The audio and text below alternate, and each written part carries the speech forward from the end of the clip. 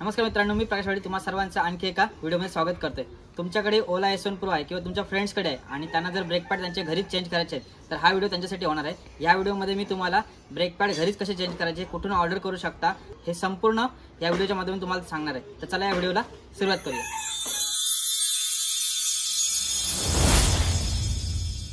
मित्रांनो, ही आहे माझी ओला S1 Pro आणि थोडे दिवस झाले तिच्या पाठीमागून ब्रेक पॅड आहेत ना, तिथून आवाज येतोय। सो कशा प्रकारे आवाज येतो हे तुम्हाला दाखवतो की तुम्ही कशा प्रकारे ओळखू शकता। पाठीमागचे ब्रेक पॅड संपलेत, असा आवाज येतोय, नॉईज येतोय बघा। ओके, आणि इथे बघा, इथून तुम्हाला समजेल पाठीमागच्या साईडला की हे ब्रेक पॅड संपलेत पूर्ण।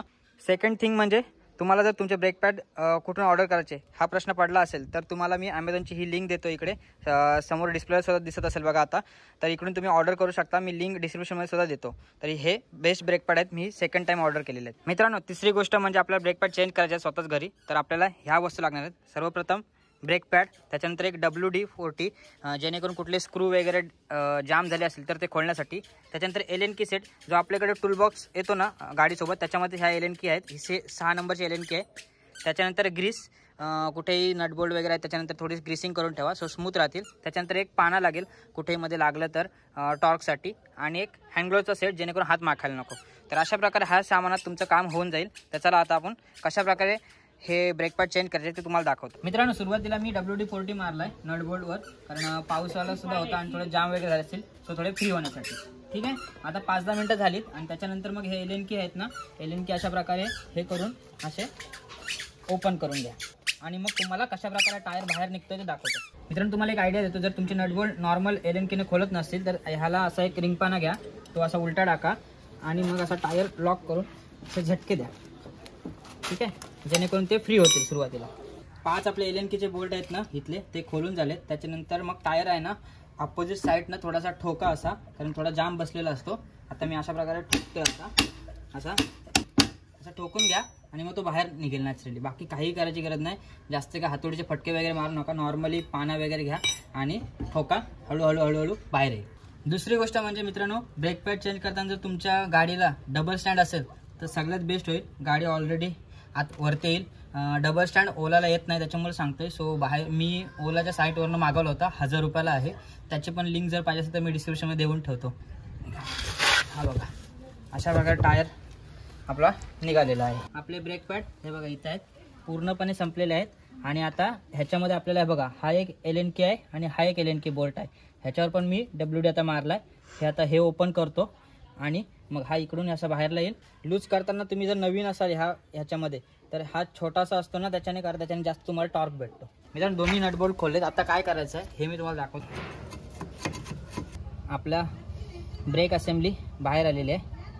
ठीक आहे, हे आता छोटा एक हा आहे, हा पण पूर्ण संपलेला बघा, मेटलवर आलेला, आणि हा दुसरा आहे। असेंब्ली बाहेर काढल्याच्या नंतर जो सिलेंडर असतो ना, पिस्टन सिलेंडर, तो पाठीमाग करायला लागतो। तो कसा करायचा तुम्हाला दाखवतो।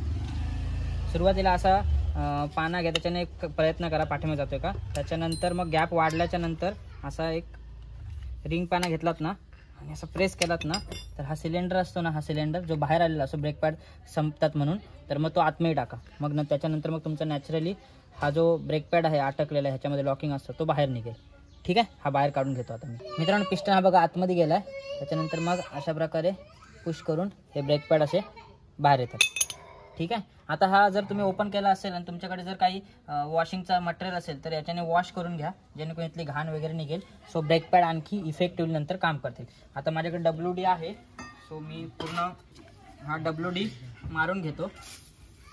ठीक आहे, जेणेकरून इथले डस्ट वगैरे काय ते सगळं निघून जाते। मित्रांनो, हे आहेत आपले जुने ब्रेक पॅड, हे बघा, आणि नवीन ब्रेक पॅड दाखवतो।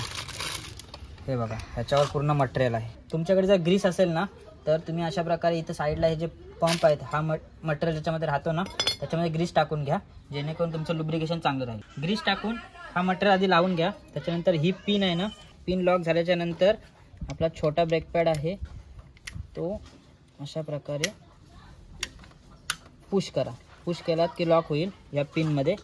ठीक आहे, त्याच्यानंतर हा जो ब्रेक पॅड आहे वरचावाला, तो असा प्रकारे लावून घ्या। अशा प्रकारे दोन्ही पण ब्रेक पॅड लावून घेतलेत। आधी ही असेंब्ली लावली, त्याच्यानंतर छोटा ब्रेक पॅड, त्याच्यानंतर मग ही वरून अशी असेंब्ली टाकलेली आहे। ठीक आहे, हे रेडी झालं आहे। आणि जर तुम्ही हे ओपन केलंच आहे तर तुमच्याकडे पॉलिश पेपर असेल तर पॉलिश पेपर घ्या थोडासा. हे ॲड ऑन टिप देतो. आणि काय करा, ही जी आपली ब्रेक पॅडची डिस्क आहे ना ती थोडीशी अशी घासा, जेणेकरून तुमची ब्रेकिंग आहे ना ती अजून इफेक्टिव्ह होईल. त्याच्यानंतर मित्रांनो काय करा की तुम्ही असा स्क्रूड्रायव्हर घ्या आणि असेंब्ली अशी जागेवर आणा आणि दोन्ही ह्यांच्यामध्ये अशी हे करा. एकदम इझी आहे, काही प्रॉब्लेम नाही होणार. ठीक आहे. आणि नंतर मग अशी स्क्रूच्या अलाइन करून फिट करून घ्या. बंद. हे बघा मित्रांनो, आपले ब्रेक पॅडचे लायनर फिट झालेले आहेत. टायर फिट करून घेऊया. पण टायरच्या अगोदर आपले जे नटबोल्ट आहेत ना एलन की बसणार तिथं थोडा WD मारून घ्या, जेणेकरून याचे थ्रेड असतात ना ते फ्री होऊन जातात.